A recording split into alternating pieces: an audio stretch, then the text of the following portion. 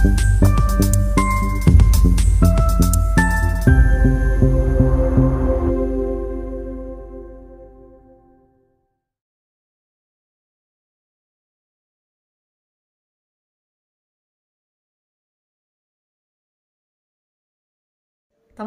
Shalom, berjumpa lagi dalam YouTube channel Tanya Aja Pasti Kujawab. Berikut ini kita akan menyaksikan sebuah video diskusi antara apologet Kristen yaitu Elia Miron. Seperti apa diskusinya? Mari saksikan video ini dari awal hingga akhir dan semoga memberikan pencerahan ya. Salam Kak, thank you waktunya. Ya, silakan, ada yang mau kamu tanyakan? Ya. Oke, jadi aku lagi proses katekisasi nih Kak, di salah satu gereja Katolik ya. Cuma ada sedikit yang mengganjal ya dari pengajarannya. Jadi guru saya mengatakan ada poin bahwa Alkitab itu sebagian mungkin tidak terjadi. Nah, contoh yang dia ambil adalah kisah Nabi Nuh. Nah, itu menurut kakak gimana ya dengan komennya dia seperti itu? Jadi dia menggambarkan bahwa kisah Nabi Nuh itu seolah-olah adalah penggambaran, bukan berarti benar-benar terjadi air bah. Nah, itu seperti apa ya kalau dalam iman Kristen?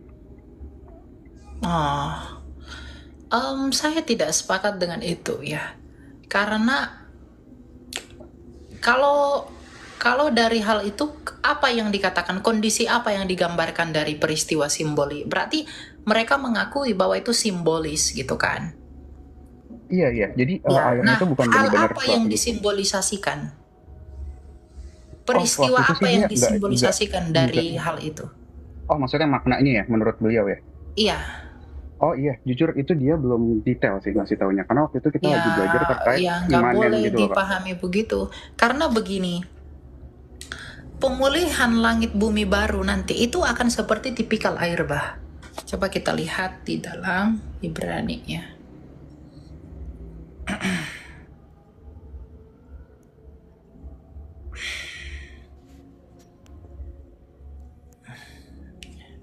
Bentar ya.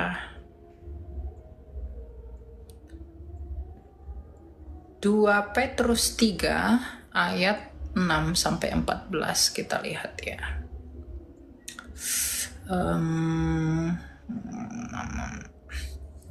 Dan bahwa oleh air itu bumi yang dahulu telah binasa dimusnahkan oleh air bah, tetapi oleh firman itu juga langit dan bumi yang sekarang terpelihara dari api dan disimpan untuk hari penghakiman dan kebinasaan orang-orang fasik. Akan tetapi saudara-saudaraku yang kekasih, yang satu ini tidak boleh kamu lupakan, yaitu bahwa di hadapan Tuhan satu hari sama seperti 1000 tahun dan 1000 tahun sama seperti satu hari. Tuhan tidak lalai menepati janjinya sekalipun ada orang yang menganggapnya sebagai kelalaian, tetapi ia sabar terhadap kamu, karena ia menghendaki supaya jangan ada yang binasa, melainkan supaya semua orang berbalik dan bertobat. Tetapi hari Tuhan akan tiba seperti pencuri. Pada hari itu langit akan lenyap dan dengan gemuruh yang dahsyat dan unsur-unsur dunia akan hangus dalam nyala api. Dan bumi dan segala yang ada di atasnya akan hilang lenyap. Jadi, jika segala sesuatu ini akan hancur secara demikian, betapa suci dan salehnya kamu harus hidup, yaitu kamu yang menantikan dan mempercepat kedatangan dari Allah. Pada hari itu langit akan binasa dalam api dan unsur-unsur dunia akan hancur karena nyalanya. Tetapi sesuai dengan janjinya, kita menantikan langit yang baru dan bumi yang baru di mana terdapat kebenaran. Sebab itu saudara-saudaraku yang kekasih, sambil menantikan semuanya ini, kamu harus berusaha supaya kamu kedapatan tak bercacat dan tak bernoda di hadapannya dalam perdamaian dengan Dia. Nah, dari Rasul Petrus itu menggambarkan pemulihan langit bumi yang baru, pembersihan langit bumi yang lama. Itu seperti peristiwa air bah. Ya, jadi sulit untuk menyangkali bahwa, sulit untuk mengatakan bahwa air bah itu tidak sungguh-sungguh terjadi. Sulit. Karena itu mungkin lebih ke tafsir ya. Gitu. Kalau gini Kak, dia argumennya juga karena itu tidak terbukti ya. Nah, kemarin kan aku sempat ikutin dari diskusinya kakak, selalu bilang kalau Alkitab itu kan hasil dari beberapa penulis ya.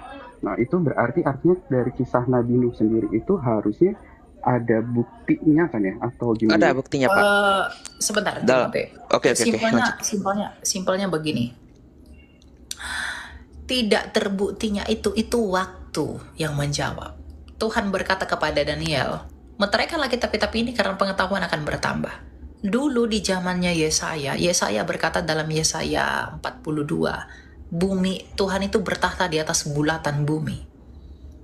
Dulu orang pandangannya bukan heliosentris. Heliosentris itu di zamannya Galileo.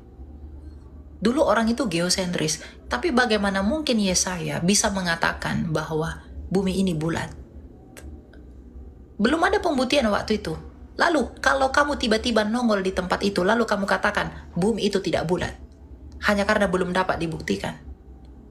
Demikian juga masalah air bah itu. Ya, mungkin pengetahuan sekarang belum mumpuni menjawab itu. Maka jangan disimpulkan seperti itu. Apakah gereja itu akan tetap selalu berubah-ubah? Ya nggak boleh lah. Oh, itu misteri Allah. Nah, kita nggak tahu pengetahuan yang akan datang itu akan mengungkap air bah itu benar-benar terjadi atau tidak.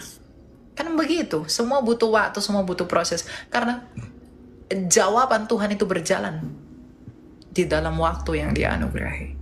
Gitu. Jadi menyimpulkan itu terlalu terburu-buru itu salah. Oke, agree sih. Ya, silakan Timothy, ada yang mau tambah? Ini ada teman saya. Ya, tadi ada yang menyangkal tentang itu ya. Ini saya ambil dari buku Arkeologi dan Sejarah Alkitab Joseph P. Free, direvisi Howard F. Voss.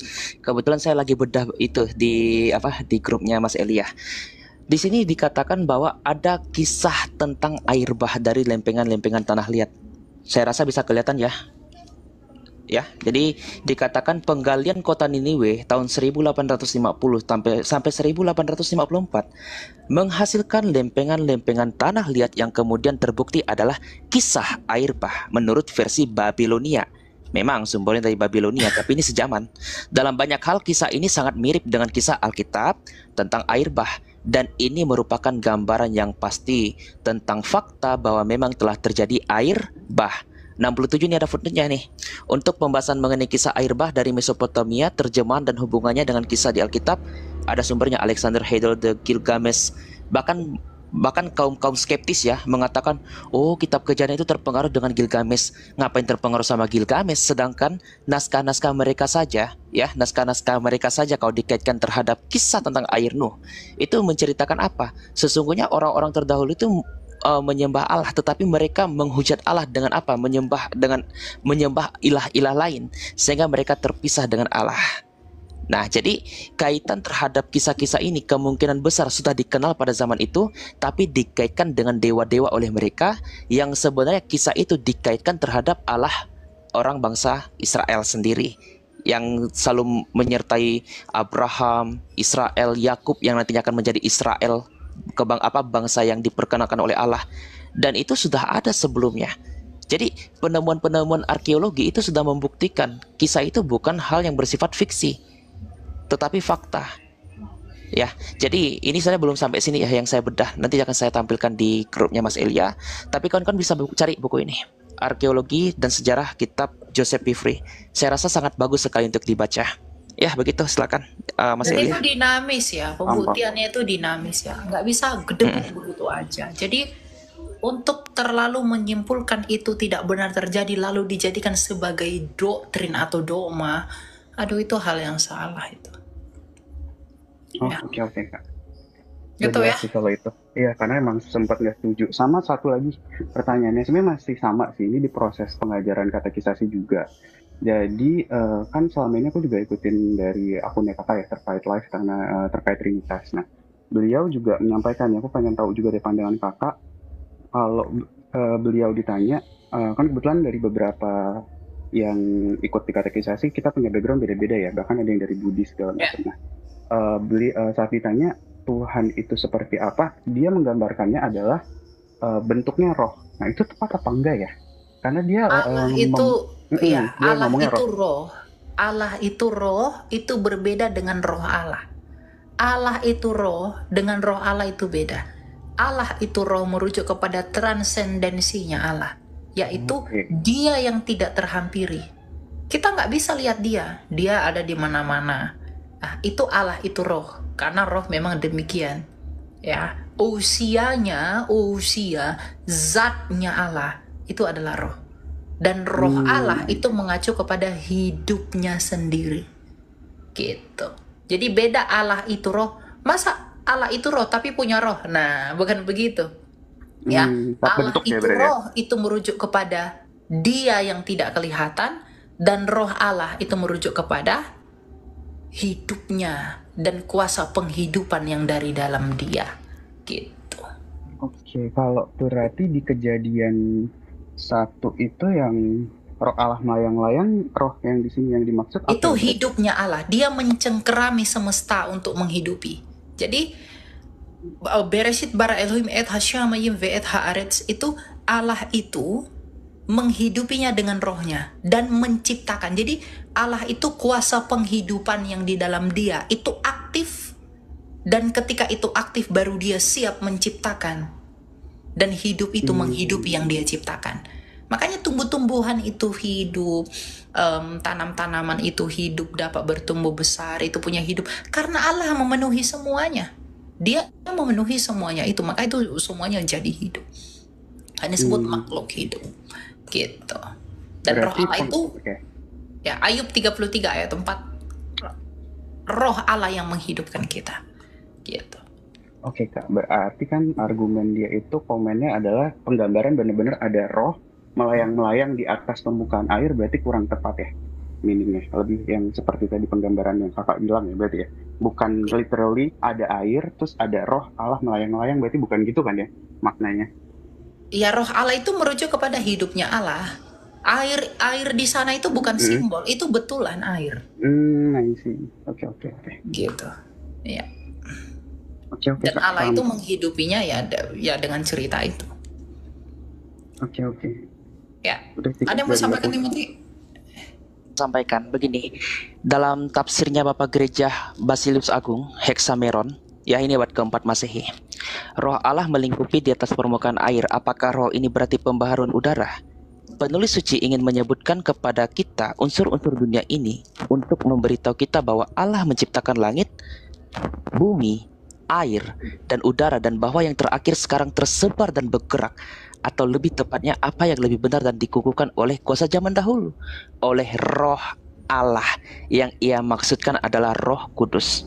Sekali lagi, berarti roh Allah ini adalah Roh Kudus, kata Bapak Basilius. Ya, seperti yang telah disebutkan, nama kudus nama di atas semua yang lain, yang senang dibenarkan oleh kitab suci kepada Roh Kudus, dan selalu dengan roh Allah. Roh yang dimaksudkan roh yang memenuhi Tritunggal Ilahi dan diberkati. Karena itu engkau akan menemukan lebih baik untuk menerimanya dalam pengertian ini. Lalu bagaimana roh Allah bergerak di atas air?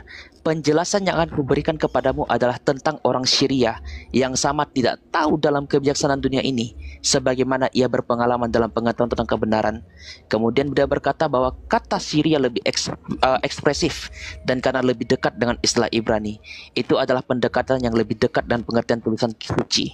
Inilah arti kata itu, melingkupi.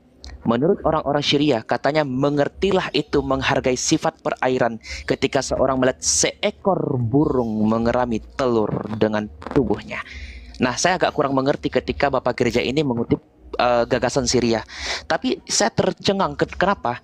Kalau kawan-kawan punya The Misunderstanding jilid pertama tulisan Bambang Nursena, menurut Midrash Yahudi, roh Elohim, ruah Elohim dalam Kejadian 1 itu dikatakan seperti merpati yang terbang kemana kemari. Jadi dikatakan roh Allah itu gambaran seperti merpati. Ingatkah kawan-kawan terhadap kisah burung merpati yang turun ketika Kristus dibaptis, yang dikenal sebagai Teofani sang merpati? Betul. Nah, ini jadi kalau kita lihat seperti yang dikatakan Mas Elia tadi, mengerami, itu artinya apa? Itu artinya memberikan kehidupan dan melingkupi. Memberi kehidupan dan melingkupi, ya. Jadi itu tidak bisa diartikan seperti seperti Layangan. iya, walaupun disimbolkan seperti merpati gitu. Ya, gitu ya. Lanjut. Oke. Paham. Itu aja sih Kak dari aku yang mau ditanya. Oke, ya. Terima kasih. Oke, ya. Silakan Dodi. Iya. Ya. Salam Kak Elia. Aku Iya, ada salam. bertanya ini sedikit. Silakan, Pak. Ini seandainya kalau Kak Elia berkenan menjawab aja ya. Ya. Aku sedikit agak ada sedikit kurang pemahaman. Memang aku dari lahir di keluarga Kristen Katolik, cuma untuk pendalaman tentang apapun itu semua aku masih kurang. Ini baru 1 tahun terakhir lah aku mulai belajar gitu. Yang aku pertanyakan, aku pernah dengar itu jangan pernah ajak berbicara dengan iblis gitu. Maksudnya bagaimana kita bisa mengenali kalau iblis itu mengajak kita berbicara atau menggoda kita gitu? Kalau ada di dalam hatimu, Dodi Gulo, cewek itu cantik, ambillah dia, curilah dia, jangan kau ikuti. Dodi Gulo, mari kita tipu dia, jangan ikuti. Gampang. Matius 7 ayat 16. Tuhan Yesus berkata, dari buahnya lah kamu kenal mereka. Kalau buah-buahnya itu menjadi dosa, ya jangan dengar. Jangan ya dek ya, jangan dengar. Ya, kalau dikatakan, Dodi Gulo kamu harus melayani. Muliakanlah Tuhan, ikuti. Tapi kalau hujatlah Tuhan, jangan ikuti. Gampang. Ya jangan kompromi dengan itu. Gitu. Ya. Itu sih yang hal-hal kayak gitu sih yang sulit aku bedakan sih Kak, mana yang mengarah ke suara hati, mana yang mengarah ke kebenaran atau ke hal ketuhanan, dan mana kamu tahu nggak cara membedakan mana suara hati, mana yang dari iblis? Gimana itu Kak? Kalau yang suara hati itu kamu niat. Kalau yang bukan suara hati itu datang tiba-tiba. Dibisikin, wow ayo ini. Nah, kamu responi nggak? Keinginan begitu tuh dari si jahat itu. Nah, tapi kalau yang datang dari hatimu itu kamu niatkan. Misalnya, aduh saya harus bantu dia, ini bla bla bla bla. Itu suara hati tuh. Nah, kamu responi juga suara hati itu dengan melakukannya. Tapi kalau tiba-tiba kamu lihat apa sekelibat lewat pemikiran-pemikiran yang nggak baik, hindari. Gitu. Karena suara hati itu, brother, hati nurani itu masih murni. Hati nurani itu masih punya kemampuan untuk mengecap mana yang baik, mana yang jahat. Makanya dalam Amsal 4 ayat 23 dikatakan, jagalah hatimu dengan segala kewaspadaan, karena dari situlah terpancar kehidupan. Jadi jaga hati nuranimu agar tidak tercemar oleh apa yang datang dari luar. Yang dari luar itu apa? Godaan. Itu si iblis itu. Nah, hatimu pelihara agar apa yang murni, kemampuan berbuat baik di dalam kita itu tetap terpancar keluar. Gitu, ya. Makasih ya Kelia, itu aja sih. Oke. Silakan Pak David. Oke, terima kasih sebelumnya. Salam. Saya sudah Kristen sudah cukup lama, tapi saya masih belum banyak mengerti tentang suatu hal ini. Saya ingin tanya, saya pernah mendengar video dari Elia tentang ketika sudah meninggal, kita kalau percaya kita ke Taman Firdaus, kalau nggak percaya kita ke alam maut. Nah, sekarang pertanyaannya itu, apakah kita memiliki ingatan akan orang-orang yang kita kenal selama di dunia ini, seperti orang tua kita atau teman baik kita, atau mungkin pets kita, anjing kita gitu. Soalnya saya pernah dengar Billy Graham ngomong kalau dia percaya kalau suatu saat nanti dia akan ketemu sama anjingnya di surga. Lalu pertanyaan kedua, apakah kita akan ingat hal-hal yang telah kita alami selama kita masih hidup ketika kita di Firdaus nanti? Makasih. Oke, silakan Timothy. Jawab. Itu sebenarnya udah nampak jelas ya dalam Lukas 16. Khususnya Lukas 16 ayat yang ke 25. Ini perkataan Abraham ketika menegur orang kaya itu. Tetapi Abraham berkata, anak. Jadi bukan bukan setan, PABI, bukan gitu, enggak. Tapi dengan kasih dan kasih Abraham sendiri dan mengatakan anak walaupun dia di alam tertarus. Ingatlah, disuruh ingat loh. bukan dikatakan lupakan. Jadi ingatlah ya, bahwa engkau telah menerima segala yang baik sewaktu hidupmu, sedangkan Lazarus segala yang buruk. Sekarang ia mendapat hiburan dan engkau sangat menderita. Selain daripada itu, di antara kami dan engkau terbentang jurang yang tak terseberangi, supaya mereka yang mau pergi dari sini kepadamu, ataupun mereka yang mau datang dari situ kepada kami, tidak dapat menyeberang. Ayat 27 kata orang itu, kalau demikian aku minta kepadamu. Kepada siapa? Kepada Abraham. Bapa, supaya engkau menyuruh dia. Siapa dia ini? Lazarus. Apa? Supaya apa? Supaya ke rumah ayahnya. Ayahku. Loh, masih ingat dong sama ayahnya? Masih. Karena dia mengatakan apa? Aku meminta kepadamu supaya engkau menyuruh dia ke rumah ayahku. Ayat 28. Ini sampai jumlahnya masih ingat loh. Sebab masih ada 5 orang saudaraku. Gak mungkin kan lupa? Kalau lupa ngapain dia mengatakan 5 orang? Nih, jadi dikatakan sebab masih ada 5 orang saudaraku, supaya ia memperingati mereka dengan sungguh-sungguh, agar mereka jangan masuk ke dalam tempat penderitaan ini. Jadi ini sudah menjawab Bapak, bahwa di alam sana mereka pun masih mengingat. Bahkan tidak masuk akal seandainya mereka tidak mengingat ketika, jangankan waktu di alam itu, di hari penghakiman pun mustahil mereka tidak mengingat. Umpama kalau dikatakan, wah kamu pernah mencuri RT sebelah ya? Enggak kok Pak, saya nggak ingat tuh. Ngapain saya harus mencuri seperti itu? Ya bagaimana penghakiman bisa terjadi gitu. Tapi terkait dan pernyataan Bapak mengutip pendapat yang mengatakan dia meyakini bahwa bisa bertemu dengan anjingnya di surga.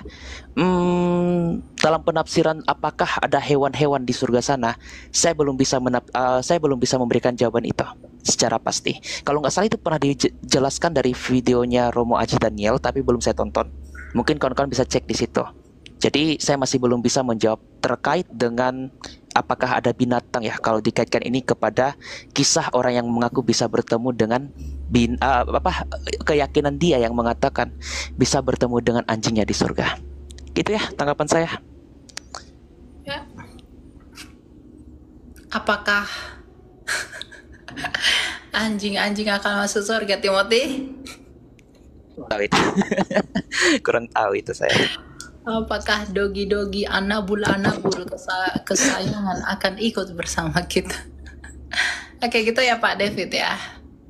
Nanti silakan Bu Erik dulu deh, Erik. Halo.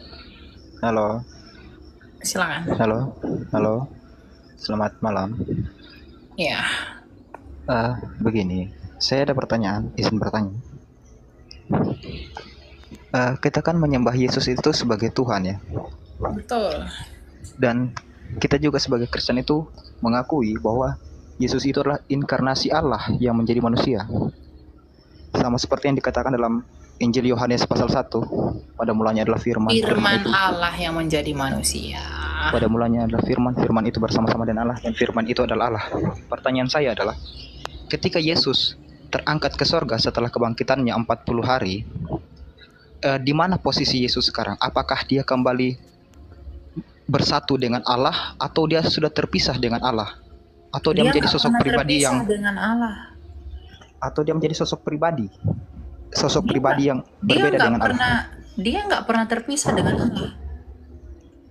Dia nggak pernah terpisah dengan Bapa. Setelah dia terangkat ke surga, posisinya sekarang itu ada di mana? Di dalam kerajaannya. Kalau Allah sendiri seperti apa? Bagaimana? Ya Allah sendiri yang di dalam Kristus. Oh, berarti ketika dia terangkat ke surga, maka Kristus dan Yesus dan Allah ini kembali bersatu seperti semula. Ya, satu dalam esensinya. Pangkuan Bapa duduk sebelah kanan Allah Bapa. Sebelah kanan itu bukan seperti duduk berdua-dua, tetapi sebelah kanan itu artinya kemuliaan yang tertinggi yang didapat dari Bapa. Oke, soalnya pertanyaan-pertanyaan seperti ini sering saya dapatkan dari teman-teman yang Muslim atau yang agama Hindu dan lain-lain sebagainya. Jadi sulit untuk bisa menjelaskan kan. Jadi saya ingin bertanya seperti itu. Ya, sebenarnya tidak perlu bingung dengan hal itu. Karena firman itu memang di dalam Bapa sebelum menjadi manusia. Dan ketika dia keluar, dia menambahkan kodrat kemanusiaan dan kembali kepada Bapa. Ya, tetapi kembalinya itu dengan kodrat kemanusiaannya. Jadi dia datang dari Bapa dan kembali kepada Bapa. di dalam kerajaannya dengan tubuh kemuliaannya. Kalau dia datang ke dunia ini dari ketiadaan kodrat manusia dan menambahkan kodrat, maka dia tetap kembali kepada Bapa dengan kodrat kemanusiaannya itu. Tubuhnya yang mulia itu sebagai raja. Oke. Gitu. Oke, sekarang saya agak paham sedikit ya. Oke, Iya. terima kasih. Silakan Timothy, ada yang mau ditambah tadi? Ya, yang saya tambahkan adalah ketika orang ya. bertanya ketika Yesus kembali naik terangkat di surga, itu posisi Allah di mana? Yang jadi pertanyaan saya itu, kamu membayangkan Allah, khususnya Allah Bapa loh ya. Apakah Iya, Allah iya. Bapa itu seperti kita, terbatas, memiliki tubuh, lagi duduk seperti saya duduk, megang HP, kayak gitu kah? Enggak lah. Enggak kan? Karena Allah itu omnipresent dan itu ternampak dalam Yeremia 23:23 yang dikatakan, "Masakan aku Allah di sini tidak di sana? Sesungguhnya aku berkata kepadamu, aku Allah yang di sini sekaligus di sana." Satu lagi, 1 Raja-Raja 8:27 di mana dikatakan, "Jangankan rumah ini, langit di atas segala langit tidak dapat memuat engkau ya Allah." Berarti Allah yang dalam rupa roh itu omnipresent. Tapi bagaimana dan perkataan ketika Yesus duduk sebelah kanan Allah, yaitu dalam pengertian kemuliaan Allah. Itu pernah dinyatakan dalam tulisannya Yohanes Damaskus dalam bukunya The Faith Orthodox. Itu dikatakan bahwa kita tidak bisa membayangkan Allah Bapa itu sebelah kiri Yesus, karena Allah itu maha hadir. Allah itu maha hadir, dalam esensinya itu tidak pernah terikat ruang dan waktu. Ini harus dipahami dalam kemuliaan Kristus sebagai Raja yang bersama dengan Allah. Gitu. Jadi tetap kemanusiaannya dapat dilihat. Bahkan wajah Allah pun itu nampak dalam kemuliaan Kristus. 1 Korintus 4:19 kalau saya nggak salah ya. Jadi kita pun tidak melihat Allah Bapa, kita hanya melihat wajah Kristus yang mempresentasikan Allah itu sendiri. Betul. Karena dalam pengakuan iman Nisea dia dikatakan terang sejati. Allah yang sejati dari Allah sejati. Itu terang dari terang. Gitu. Oke. Ya. Terima kasih atas jawabannya. Shalom, selamat malam. Silakan Daniel. Ya, terima kasih atas kesempatan. Keluar dari kandang Iya. singa Daniel. Pertanyaan saya, Yudas apakah itu sudah dipersiapkan untuk menggenapi nubuatan untuk menghakimi Tuhan? Dan yang kedua itu, apakah Yudas itu melakukan itu atas kehendaknya sendiri atau memang sudah ada orang untuk dipersiapkan untuk melakukan itu? Dan apakah dia itu masuk neraka atau surga? Dan jika dia masuk neraka itu Kak, apakah itu menggenapi bahwa Tuhan itu maha adil? Karena memang harus ada yang untuk dipersiapkan untuk mengkhianati Yesus. Itu saya Kak, terima kasih. Ya. Mengenai Yudas ya. Coba kita lihat ya di dalam Yohanes 6 ayat berapa ya Timothy ya? Oh, ayat 70 ya. Ya, 70 ya. Yang dimaksudkan itu Simon. Oh, bentar. Oh ya, 70. Oke. Jawab Yesus kepada mereka, "Bukankah aku sendiri yang telah memilih kamu yang ke-12 ini? Namun seorang di antaramu adalah iblis." Yang dimaksudkannya ialah Yudas, anak Simon Iskariot. Sebab dialah yang akan menyerahkan Yesus. Dia seorang di antara ke-12 murid itu. Kemanakah iblis? Ke neraka. Kalau Yesus menyebut Yudas itu adalah iblis, maka Yudas harus ke neraka. Itu yang pertama. Yang kedua, apakah Yudas mengkhianati Yesus? Itu karena Tuhan sudah persiapkan dia, atau karena memang keinginannya sendiri? Yang perlu kita ketahui adalah Yudas itu menyerahkan Kristus untuk diadili. Menjual dia dengan 30 keping perak itu untuk menggenapi nubuatan di Zakaria. Ya. Jadi Yudas itu menjual Yesus itu karena keinginan dirinya sendiri, bukan karena Tuhan tetapkan dia. Ya, Tuhan tahu bahwa nanti Mesias anak Allah, anaknya, itu akan dijual seorang bernama Yudas. Maka Tuhan mencatatkan itu sebagai tanda Mesias yang akan diberikan. Jadi memang Yudas itulah, bahkan penyaliban itu atas keinginan orang-orang itu. Bukan karena mereka tahu wah Yesus ini anak Allah, Yesus ini juru selamat, yuk kita bunuh dia yuk, biar dosa kita diampuni yuk. Bukan gitu. Atau Yudas, wah Yesus ini anak Allah, aku serahkan aja dia, aku jual aja dia, biar kita dosanya diampuni. Enggak begitu. Tapi mereka menyalibkan Yesus karena kebencian mereka. Dan di dalam penyaliban itu ada darah yang tertumpah. Maka darah yang tertumpah itu menjadi pengampunan manusia. Ibrani 9 ayat 22, tidak ada pengampunan tanpa penumpahan darah.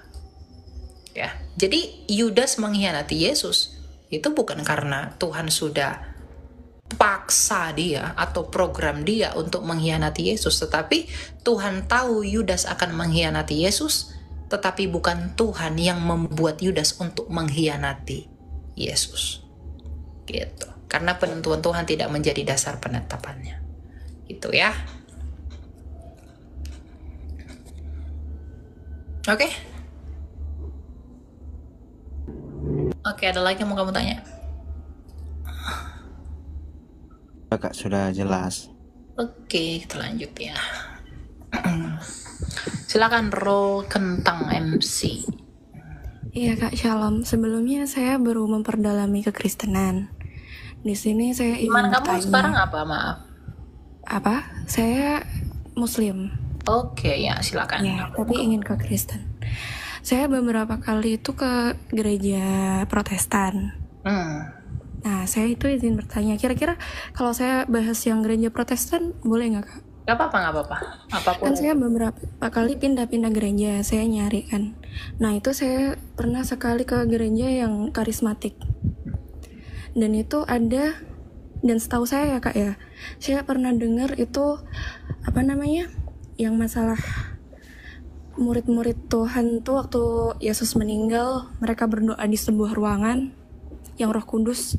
Oh, itu ada bukan di atas Yesus mereka. meninggal, itu Roh Kudus turun, bahasa roh. Iya, Roh Kudus turun. Bahasa Rasul Nah, 2. itu habis itu tapi di situ tuh menekankan yang ini Kak, menekankan waktu bernyanyi itu pakai bahasa roh gitu loh, dan saya tuh nggak nyambungnya di situ. Kira-kira Kakak bisa jelaskan nggak, Kakak? Iya. Menurut Kakak itu gimana? Jadi begini ya, memang ada beberapa gereja karismatik itu bahasa rohnya itu tidak dipergunakan dengan tepat, ya. Jadi bahasa roh itu nggak boleh digunakan dalam ibadah, itu salah. Kalau nggak ada yang menafsirkannya, ya. Coba kita lihat ya.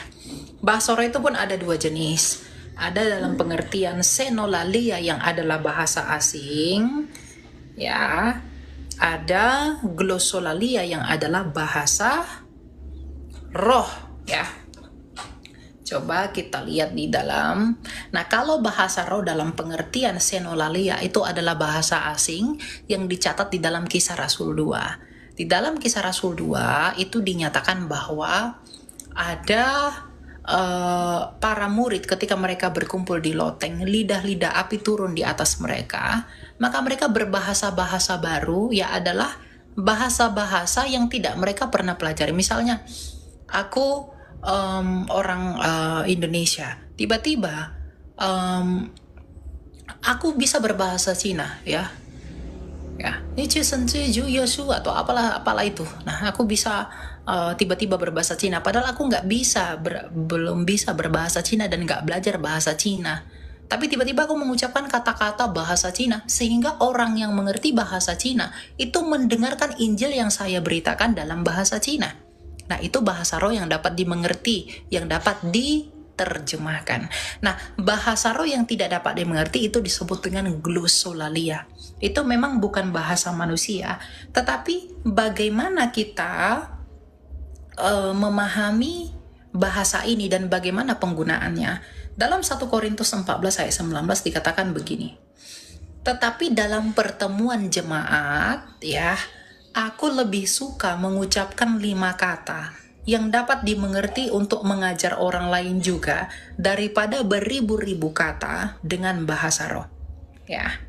Nah, lalu dalam ayat 13 dikatakan, karena itu siapa yang berkata-kata dengan bahasa roh, ia harus berdoa supaya kepadanya diberikan juga karunia untuk menafsirkannya.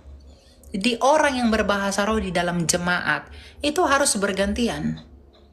Ya, dan itu harus teratur dan harus ada yang menafsirkannya agar jemaat dibangun olehnya. Kalau hanya berkata-kata begitu saja, tetapi tidak ada yang menafsirkannya, jemaat tidak dibangun olehnya. Jadi memang di situ terdapat kesalahan beberapa gereja. Saya harus mengaku itu secara jujur. Ada gereja-gereja yang tidak disiplin kepada aturan Rasul Paulus ini. Ya, mereka membuat kemauan mereka sendiri. Udahlah, nggak apa-apa, bahasa roh rame-rame. Bahkan diajak bahasa roh bareng-bareng. Itu menyandung orang-orang seperti kamu ini. Kamu tersandung dengan itu. Nah, cuma orang-orang ini kadang susah untuk dibilangin. Ya, jadi orang-orang seperti kamu yang tidak mengerti ini, kamu tersandung. Kalau kamu nggak naik ke room saya, kamu bisa tersandung dengan itu. Akhirnya kamu yang mau belajar tentang kekristenan, oh lo kok aneh orang Kristen, opo iki, gitu kan. Kamu jadi berpikiran begitu. Nah, itu seharusnya di dalam gereja masa sekarang itu nggak boleh. Itu harus beraturan, ganti-gantian. Dan setelah selesai, semuanya tertib. Nggak ada yang ribut, kejang-kejang itu nggak ada. Dan harus diterjemahkan, ditafsirkan. Maka orang yang mendengarkan bahasa roh itu mendapatkan artinya. Maka mereka dibangun oleh arti yang ditafsirkan itu. Makanya dalam ayat 13-nya dikatakan, supaya kepadanya diberikan juga karunia untuk menafsirkannya. Gitu. Ya, tapi kalau kamu memang mau belajar khusus tentang Tuhan, kamu mau belajar lebih dalam, ya karena saya sudah jelasin begini, ya kamu jangan tersandung oleh karena itu. Ya, karena memang ada orang-orang yang dalam tanda kutip tidak disiplin terhadap aturan Rasul Paulus. Ya, mereka menggunakannya dengan, saya tidak mengatakan itu sesat, tapi itu salah.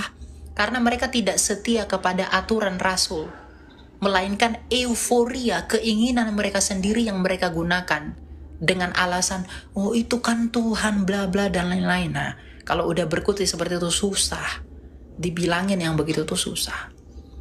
Padahal aturannya di kitab suci sudah jelas, gitu, ya. Kemudian saya ada pertanyaan kedua, Kak. Kalau untuk perbedaannya sendiri di antara Kristen sama Katolik yang paling menonjol itu apa ya, Kak? Karena selama ini saya baru ke gereja Kristen Protestan saja, belum pernah ke Katolik. Perbedaan Protestan dan Katolik itu pada dasar imannya. Kalau orang Katolik itu dasar imannya ada 3. Ada kitab suci, tradisi suci, dan magisterium gereja. Kalau Protestan itu hanya kitab suci. Ya, jadi perbedaan dasar iman inilah yang membuat liturgi, cara penyembahan orang Katolik dengan orang Protestan itu berbeda-beda. Tapi bagi saya, mau kamu ke Katolik, mau kamu Protestan, atau bahkan nanti kamu ke Ortodoks yang lebih, saya katakan konservatif. Ortodoks itu sangat konservatif ya. Saya salut dengan orang-orang Ortodoks. Itu nggak salah gitu. Jadi senyamannya aja kamu itu bertumbuhnya itu di mana. Yang kamu butuhkan itu apa? Kalau kamu sekiranya membutuhkan pemahaman firman yang lebih dalam, ya carilah gereja yang mengajar kamu firman. Bukan hanya sekedar datang gereja, ibadah, ritual, udah tinggalkan. Begitu. Tapi yang mengajar kamu, yang mendidik kamu, memotivasi kamu untuk tetap bertumbuh di dalam Tuhan. Dan itu tergantung kamu temukan itu di Katolik kah, atau di Protestan kah, atau bahkan di Ortodoks. Karena Yesus yang diimani orang Katolik, yang diimani oleh orang Protestan, yang diimani oleh orang Ortodoks itu adalah Yesus yang sama. Yesus yang satu. Bukan Yesus yang berbeda. Bukan Yesus yang lain. Gitu. Baik, Elia, terima kasih. Iya. Gitu ya. Oke. Ya, mungkin ada beberapa orang tidak sepakat dengan saya, tapi itu urusan Anda. Saya tidak peduli dengan itu ya. Kalau Anda katakan, wah kamu harus ke gereja begini, kamu harus begini, ya itu urusan Anda. Ya, saya datang itu bukan dengan bawa label gereja, karena Anda akan tetap punya pembelaan terhadap gereja Anda sendiri. Dan saya alergi terhadap hal-hal yang seperti itu. Gitu. Karena saya menginjil itu bukan atas nama gereja, tapi atas nama Kristus yang ditemukan di dalam beberapa gereja. Begitu. Ya, jadi kalau kamu tidak sependapat dengan saya, itu urusanmu. Tafsirmu tetap tafsirmu. Dan itu punyamu saja, bukan punya saya. Gitu. Iya. Silakan TikToker. Halo. Ya halo, silakan Pak. Ada yang mau ditanyakan Pak? Ya, ini aku mau nanya dong. Kristen. Silakan. Mengenai alat Tritunggal. Iya Pak, silakan. Itu kan kalau alat Tritunggal itu kan 3 melainkan 1 kan. Aku mau nanya yang ini. Kan sempat di Tuhan Yesus disalib itu kan sempat ngomong Eli Eli lama sabachthani. Ya bisa diartikan Allahku Allahku mengapa engkau meninggalkan aku. Ya. Nah, satu pertanyaannya itu kenapa kan Allah itu 3 melainkan 1. Kenapa Allah anak ngomong seperti itu gitu loh. Butuh penjelasan lebih dalam aja sih. Allah anak itu nggak ada. Yang ada itu anak Allah. Nggak ada Allah Bapa, Allah Anak, Allah Roh Kudus, itu nggak ada itu. Yang ada itu Allah Bapa, Anak Allah, dan Roh Kudus. Jadi nggak ada Allah Anak, Allah apa itu nggak ada. Yang ada itu Allah Bapa, Anak Allah, dan Roh Allah. Iya, Ya. maksudnya Itu nanti jadi kalau ada Allah Bapa, Allah Anak, Allah Roh Kudus itu jadi ada 3 Allah. Ya, bukan begitu. Ya, silakan. Kenapa Timothy? Kenapa Yesus menyebut Ayelet Hasyakar dalam penyaliban? Ya, itu supaya menggenapi apa yang disampaikan dalam Mazmur 22. Ya. Karena dalam tafsiran Yahudi sendiri pun Mazmur 22 itu akan ada nubuatan Mesias yang menderita. Biasa mereka kenal sebagai Mesiah ben Yosef. Karena Yosef itu pernah menderita, dianiaya oleh saudara-saudaranya. Mesias yang akan datang juga akan menderita dan dianiaya oleh orang-orang yang ada sebangsa dengan dia dan diserahkan kepada mereka, yaitu bangsa kafir. Makanya dikatakan ayat 7 ya, dikatakan ayat 7 atau ayat berapa yang dikatakan bahwa anjing-anjing menggerumuni aku. Itu kan gambaran terhadap bangsa luar, ejekan terhadap bangsa luar, apalagi kasusnya orang Yunani, bahwa orang Romawi, bahwa mereka yang akan nantinya memberikan eksekutor terhadap Kristus sebagai sang penebus. Tapi kenapa dikatakan Allahku Allahku mengapa engkau meninggalkan aku? Karena dalam tradisi Yahudi sendiri pun ayat ini pernah diucapkan Esther. Kalau dalam tradisi Yahudi ya, Esther itu ketika ingin menemui raja, dia menggunakan doa ini sebagai doa kedekatan dirinya dengan Allah, sehingga Shekinah Allah itu dapat menjangkau dia. Nah, tapi terkait dengan kasus Yesus Kristus, selain menggunakan ayat ini untuk menunjukkan kepada bangsa Israel akan nubuatan yang dijanjikan dalam Mazmur 22, ini juga menggambarkan tentang gambaran Kristus sebagai Adam yang kedua, yang dimana Adam pertama terpisah dengan Allah, dan ketika Kristus datang, gambaran Adam yang pertama itu dilimpahkan kepada Kristus. Oh, berarti Allah Bapa itu terpisah dengan Yesus kah? Enggak. Dalam arti apa? Dalam arti erangan Adam dilimpahkan kepada Kristus, di mana Kristus menjadi apa? Di sini sebagai penghapusan dosa itu, yang dimana Allah memalingkan wajahnya kepada manusia akan dipalingkan kepada dia yang teraniaya. Tapi ingat ya, ketika Yesus Kristus teraniaya itu, ketika dia ingin menghapus segala dosa, dosa kita yang ditanggung kepadanya, biasa dikaitkan tuh dalam Galatia 3:13 ya, bahwa terkutuklah dia yang disalib. Tidak bisa diartikan secara permanen Yesus Kristus itu terkutuk, enggak. Tapi kutukan itu dilimpahkan kepada Kristus dan luntur. Karena apa? Roma 8 ayat 3, bahwa di dalam kedagingannya ia menghukum dosa dari dosa. Menghubung dosa dalam daging. Jadi dosa yang membawa kutukan itu dihancurkan dalam kedagingan Kristus. Jadi penghukuman begitu. Jadi lebih spesifik bisa dikatakan Mazmur 22 adalah untuk penggenapan harapan. Apa? Karena dikatakan untuk pemimpin biduan menurut lagu rusa di kala fajar. Rusa ini dalam bahasa Ibrani-nya rusa betina. Karena dalam teks aslinya itu feminim, bukan maskulin. Ya, ini gambaran juga, ada yang menafsirkannya, ini gambaran terhadap wanita-wanita yang menangisi Kristus pada masa yang di bawah salib itu, Maria Magdalena, Maria ibu Yesus Kristus dan sebagainya. Ketika Yesus mengutip itu, dia ingin mengingatkan kepada mereka, aku loh yang dinubuatkan dalam Mazmur itu, aku loh yang menderita kepadamu. Itu juga ada penafsiran seperti itu. Jadi saya lebih spesifik menggunakan Mazmur 22 ayat 2 akan janji harapan ya, janji harapan di mana rangan Mesias itu akan menjadi pemutus keterpisahan Allah dengan manusia yang dihubungkan kembali akan penebusannya. Tapi kok dia mengatakan Allahku, Allahku? Berarti Yesus bukan Allah? Enggak juga. Ibrani 1 ayat 8 dikatakan tentang anak tahtamu ya Allah. Bapa juga menyapa anak sebagai Allah. Itu kan perkataan Paulus? Enggak, itu mengutip Mazmur 45. Kalau kawan-kawan cek dalam Mazmur 45, itu dikatakan tahtamu dari Allah. Enggak ada kata dari. Saya kemarin sempat cek ya, walaupun di sarapan pagi. Ternyata bahasa Ibrani enggak ada dari. Dalam Mazmur Septuaginta itu dikatakan tahtamu ya Allah. Enggak ada kata dari. Itu dalam LXX. Ternyata Nggak ada apa yang naskah dari. Nggak ada. betul. Makanya ayat-ayat sebelumnya yang dinubuatkan kepada Mesias dikatakan tahtamu ya Allah, bukan tahtamu dari Allah. Artinya sang anak yang Mesias itu dikatakan Allah juga. Gitu ya. Ya. Itu ya TikToker ya. Oke, ya silakan Keisha. Terima kasih. Ada yang mau ditanya? Keisha. Halo. Halo Kak. Ya silakan. Saya lebih mau tanya ke arah tentang gereja Protestan zaman sekarang Kak. Seperti yang Kakak tahu kan mungkin ada dari pendeta yang kayak ngomong, kamu nggak boleh pelayanan di tempat ini. Jadi kayak aku lebih mau tanya pendapat tentang orang yang melayani berdiri di dua kapal tuh gimana Kak? Gitu aja sih. Kamu nggak boleh maksudnya gimana?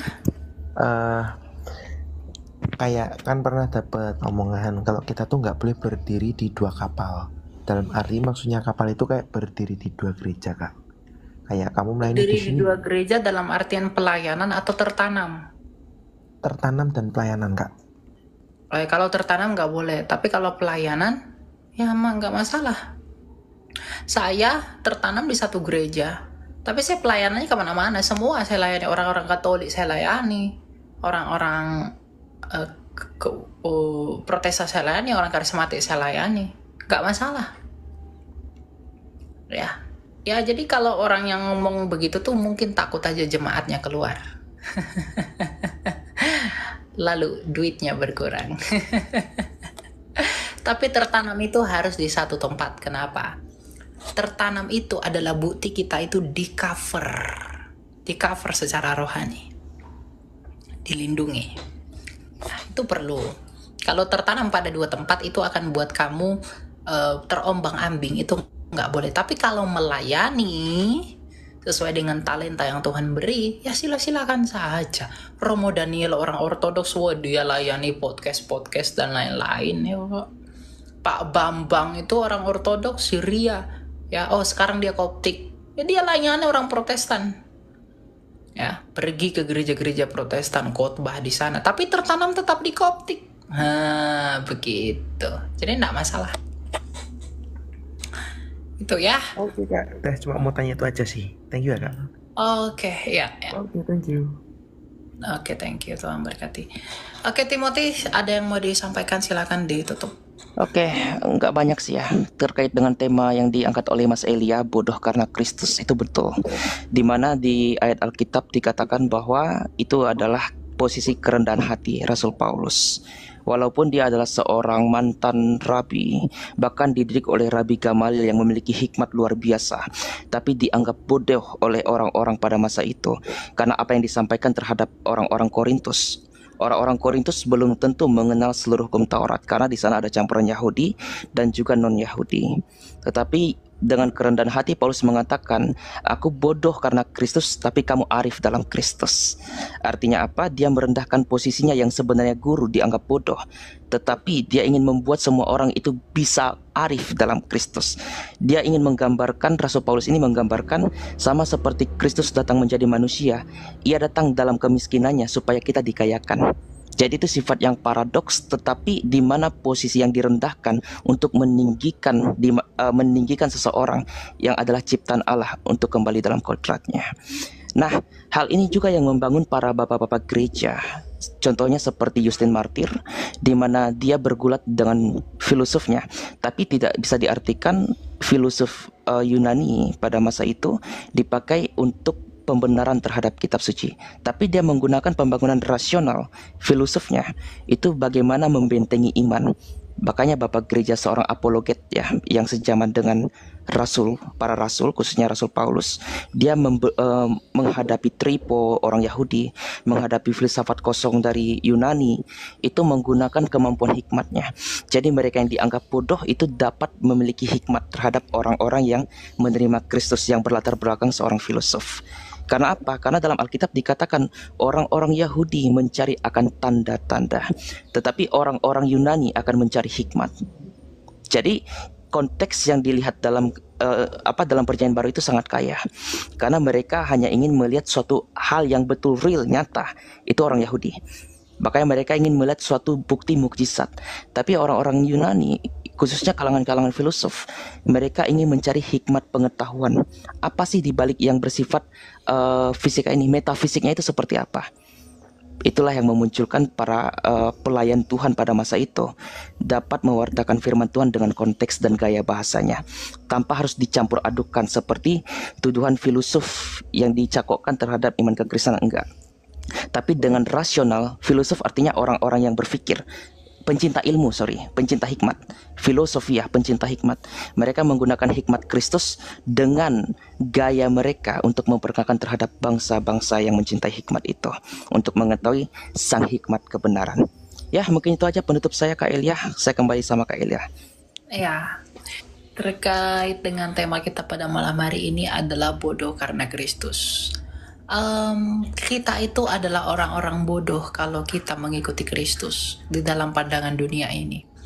Dunia ini akan mengira mengapa mereka tetap diam ketika dicaci, mengapa mereka diam ketika dihina, ketika mereka diinjak. Secara khusus kita pewarta, para pewarta firman Tuhan, kita hilang banyak kesempatan, hilang banyak peluang.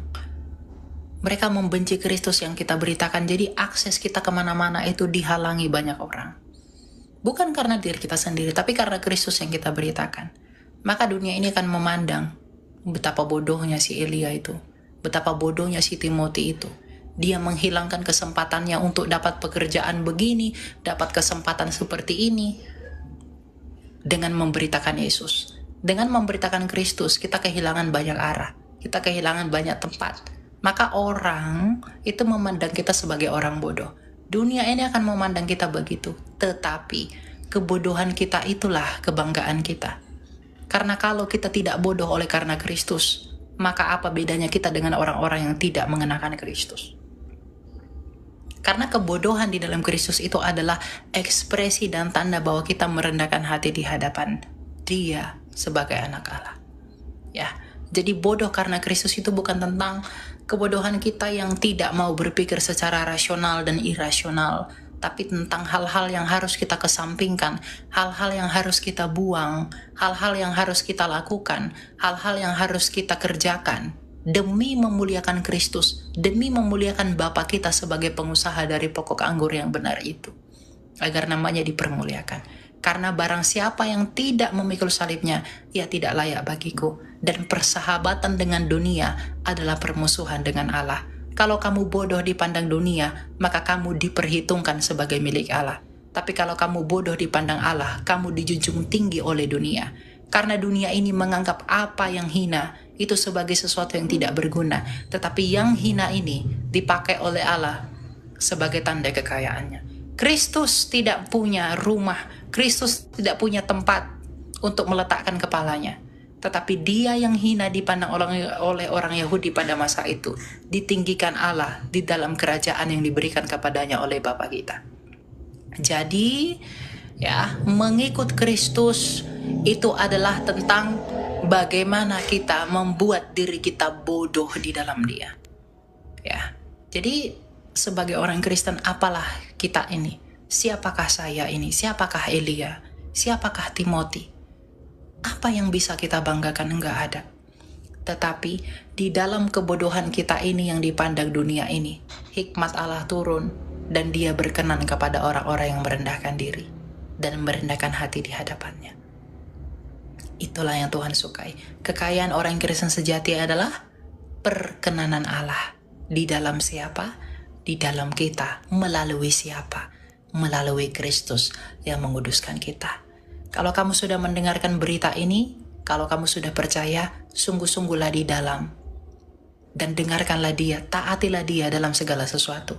Dan kalau kamu belum mau percaya kepada Kristus, ketika kamu sudah mendengarkan ini, pikirkanlah kembali, untuk apakah engkau bertuhan, untuk apakah engkau percaya. Kalau kamu ingin mencari hidup, maka datanglah kepada dia yang hidup kembali, dan yang telah menyatakan bagaimana hidup itu.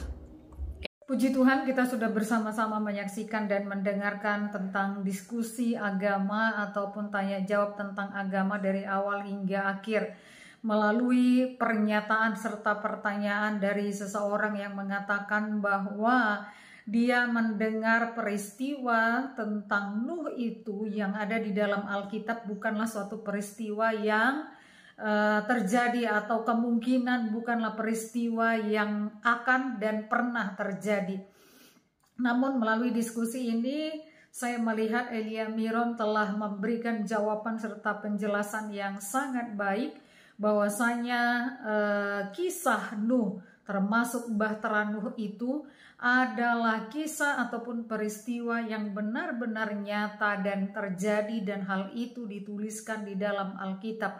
Karena itu teman-teman, saya mengajak semua teman-teman Kristen yang membaca bagian ini jangan pernah membaca ataupun memahami bahwa peristiwa tersebut merupakan seperti perumpamaan, tetapi pahamilah kisah tersebut merupakan kisah yang benar-benar terjadi seperti yang telah dituliskan di dalam kitab tersebut, agar teman-teman sekalian tidak ikut mengalami kekeliruan. Ya, selamat merenungkan firman Tuhan dan teruslah rajin untuk meneliti serta mempelajari akan firman Tuhan agar pengetahuan, wawasan semakin bertambah dan iman kita kepada Kristus juga semakin bertumbuh. Tuhan Yesus memberkati.